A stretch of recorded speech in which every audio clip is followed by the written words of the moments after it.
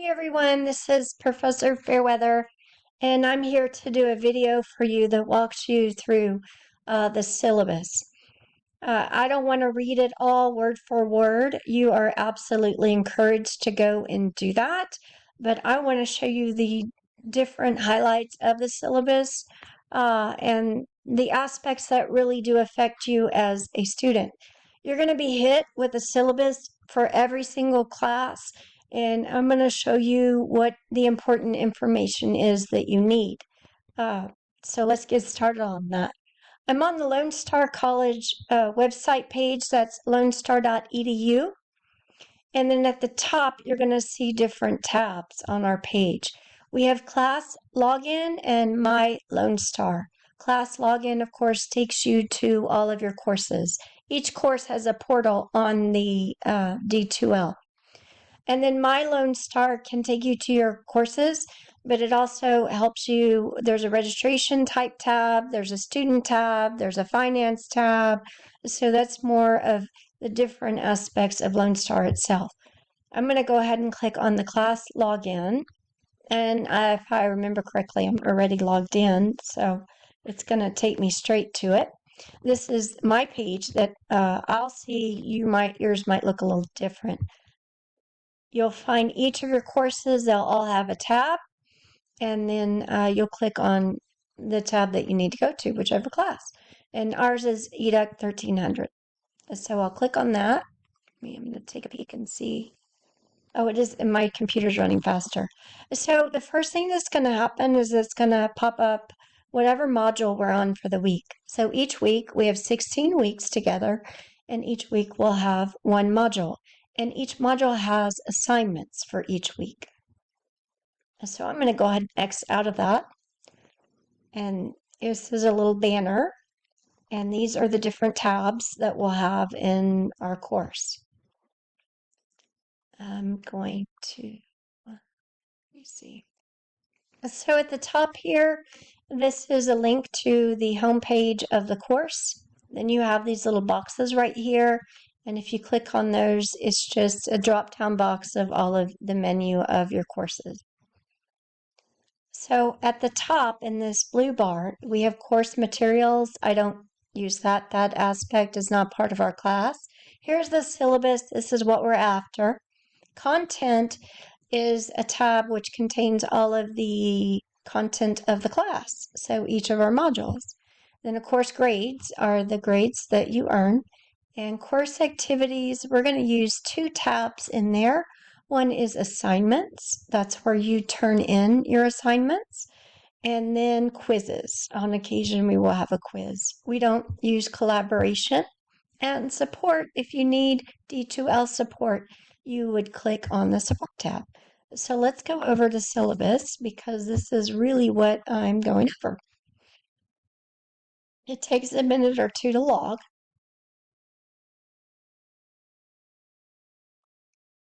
So, oh, and here's the syllabus acknowledgement. So I'm just going to click OK for now. That just says that you know that you've read it. And I will have a report on to who's gone into the syllabus and who has not. Each class has a syllabus, as I said, and we as professors have to adhere to the syllabus. We can't just change things and grade willy-nilly. We have to actually go by what we say, okay? It's a legal document. We can't just break the document, okay? We'd have to give you written notification of it.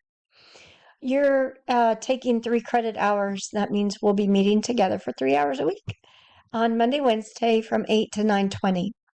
And then I have a nice little welcome message. And then I have a video. And that video I did email to you along with the welcome message. Here's the information that you'll need about me. My name is Jennifer Fairweather. You can call me Professor Fairweather or Professor or Miss Fairweather. I'm not a doctorate, so I have my master's, but no doctorate, so no Dr. Fairweather, although it sounds kind of cool. Here's my email. When you email your professors, you'll have a direct link on your D2L portal, okay? And then I also have a Google Voice number. Don't ever feel guilty about texting me. It's fine to text me. If it's a question I might know off the top of my head, shoot me a text. But if I have to look something up, It's better on email because then I'm seated at my computer and I can look it up quickly and return your email. Since I'm an adjunct, I don't have office hours, but I'm welcome to meet with you anytime after class. We typically don't do that during the classroom. And then with all of our syllabuses, underneath this information, you're going to find my department chair. Oh, no, that one's not department. She's the lead faculty. And then the department chair, and then the dean. So if you have an issue with any professor, you will want to contact the professor first, and probably an email is the best mode of communication, unless it's, of course, face to face. Don't just jump down to the dean and say, I think my teacher doesn't like me and that's why I'm getting low grades. The first question the dean is going to ask you is, did you talk to the professor? Because they will email me and ask me if the student had mentioned anything. Okay. It's happened. It's not a big deal, but you don't go to the dean first. If you really want to get what you want, you need to go to Gloria first on if you have an issue with me after you've talked to me about it. Okay. That is all that. And then we get into what I call is the blah blah, and you're welcome and encouraged to read the blah blah. But like I said, I'm not going to read it to you. Um, they have stuff about the STAR bundle. I don't really think that applies to my class, this course. Let's look at the required textbooks and materials. I've had a few emails about that. Here's your required textbook. It's online. It's on the D2L. It's for free. There's no need to print it. If you really want, in all honesty, we don't use it very much. So if we use a chapter or two, I'm going to put it on the D2L for you. Students need some kind of calendar system or planner, and of course you need a paper pencil. It's really, honestly, that's basic. A spiral would be good too, because we're going to be doing some journaling through the class. Technology requirements, pretty much you need a laptop if you can, or a tablet. If you don't have one, it puts you at a disadvantage. We will have laptops though available in the classroom. You also, students find it helpful to have their own hotspot. I don't know if they have upgraded our Wi-Fi or not. I sure hope so. But here's some Wi-Fi assistance programs. And if you don't have a laptop and you can't get one, see if one is available for you on the technology side. So you would use this link right here. It's a direct link. I have it straight in the syllabus. If any of these links don't work, I'm not going to know unless you tell me. So let me know. Lone Star, all of our computers and systems are based in Microsoft Outlook. Some of you are going to use Google Docs and Apple, and I don't have anything against Apple. There's nothing wrong with Apple, but our systems only speak Microsoft language. They don't speak Apple and they don't speak Doc. So you just have to learn how to convert those documents to a Microsoft Outlook format, which I will, you just essentially use a PDF is what you use. We have a mobile app. It's called Brightspace, the Pulse app. The students love this app. If you want real time about how I'm grading, the Pulse app shows it. The second I post a grade for you, it's going to notify you. On occasion, I might accidentally put a 0 without intention, and for students who have the Pulse app, they will email me within seconds, and I'm like, dang, how did they do that so fast? It's the Pulse app. They got a notification, and many times I'm like, hang on, I'm trying to correct it right now, okay? But you'll have your grades, the course content, and announcements on that Pulse app. Lone Star offers each student free Microsoft Office 365. It is on the cloud. It's not the stuff that's on the computer. You do have free cloud access. The link is right here, the Tech Connect link, so you can download it if you need it. Other free software we have, the one that comes to mind is Adobe. We have Adobe software for free. And then here's the do's and don'ts on your technology. Um, we it's hard to lecture when students are sitting on their phone, on social media, and texting. So we will have technology time where our laptops and phones are out, and then we're going to have downtime, detox time, where we close the laptops and put the phones away and just do old fashioned note taking. Students in the past tend to really, I had one semester where students said, can we just not use laptops at all? And that's really not possible, but we sure can have detox time. Okay. Um, you also have to remember that if you're on a laptop and you are watching another video or on your social media, all the people behind you can see your screen. And that is very distracting, especially I see probably a third of the class will indicate that they have ADHD. And if that's the case, you're taking them off task by what you're doing. So it's not kind to the students around you. We do use our cell phones as well. When you come on campus, set your phone for do not disturb. It's really simple on the iPhones. Um, there's a there's a place on your iPhone where you can put in an address, and anytime you're at that address, it goes to do not disturb. If mom or dad texts you during class, be sure to just let that be. And if they gripe at you at home, you tell them, look, I'm going to get in trouble. I can't be texting you in class. I don't know my kids' schedules, and I just text them whenever, but it's understood between all of us that they will text back when they're able. Okay. And here's some important course dates. These will stay on here because they don't really apply at this time. Of course, the first day of class is Wednesday. The last stage of withdrawal is in April. You will have a one-on-one meeting with an advisor. That'll be due in February. We'll talk about that more the second week. Last day to turn in core assignments will be in April. Here's your final, a link to the final schedule. Your final will be on Monday, May 11th. Then here's your spring break and your spring holiday. And then here's a link to the calendar. I'm not going to go over the final stuff yet because I haven't looked at that yet. What we want to look at is how am I going to grade? Your assignment due dates will be on Monday at 8 a.m. before you walk into class.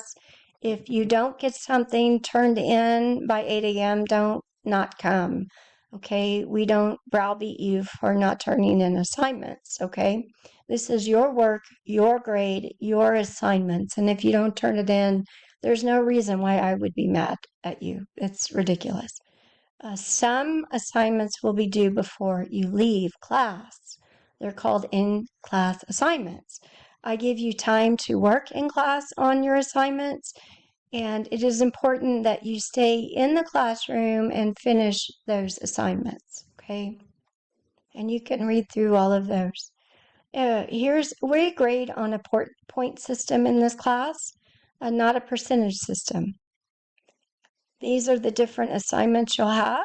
Some of them are very vague because it's in my syllabus, and so I'm still working some of that out. Most of these are broken down. So here's the grade scale right here. We grade on points. So 900 points to 1,000 points is your A. It does line up with the percentage system. What you want to do is to be sure to have 700 or more points if you can, okay? This is not like averaging. This is just points. So if you don't turn in a 10-point assignment, you might as well take those 10 points, wrap it up, and throw it away because it's not coming back. So it's all a game of points is how I look at it. Let's see. Course policies. We do AI in our course. Of course, I don't want AI to do your work for you. It's not wise. You're not going to learn how to write if you're having AI do it for you the entire time. That's going to affect your jobs and such, and really the quality of your life. I use AI a lot for research, and some things you can copy paste, some things you cannot. My response time has been very quick. Students appreciate it. If I'm not quick, I may have missed it. Attendance policy. See, it's highlighted in blue. It's really important. It's expected. As students who attend class just do better, but you also have to turn in the assignment. We will turn in assignments on paper or on the D2L. If you're absent, don't wait to come back to class and say, hey, what I miss? Because something was due. Something is always due on Monday or at the end of class. If you're absent, what you want to do is get on to the D2L, and I'll have information for you on there, which we will look at on week 2, okay? I'm not going to dock you points if you miss class. I take points off for late work, but not for missing class. Attendance is mandatory, but you don't have points taken off, okay? It's kind of weird, I know. But with all that said, if you're absent 6 times from my course, I can forcefully withdraw you. Okay, I can request a drop. I'm not going to do that if you're keeping up with the course. Okay, if you're not, I will contact you and see what we can get. And if I can't get the work, then you'll be automatically withdrawn. Tardies are disruptive. They're just disruptive flat out. So if it becomes a problem where someone keeps coming in late, I'm going to lock and shut the door and have a sign on saying that you will go ahead and look at the course online, because I don't want everyone disturbed, okay?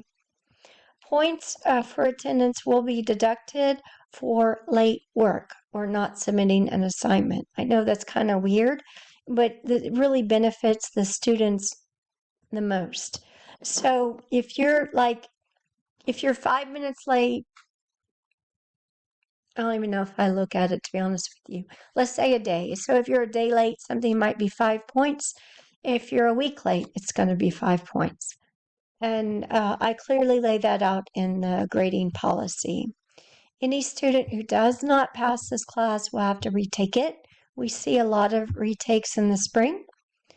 Let's see. All deadlines are on the D2L. Do not rely on the syllabus for my deadlines. Let's see.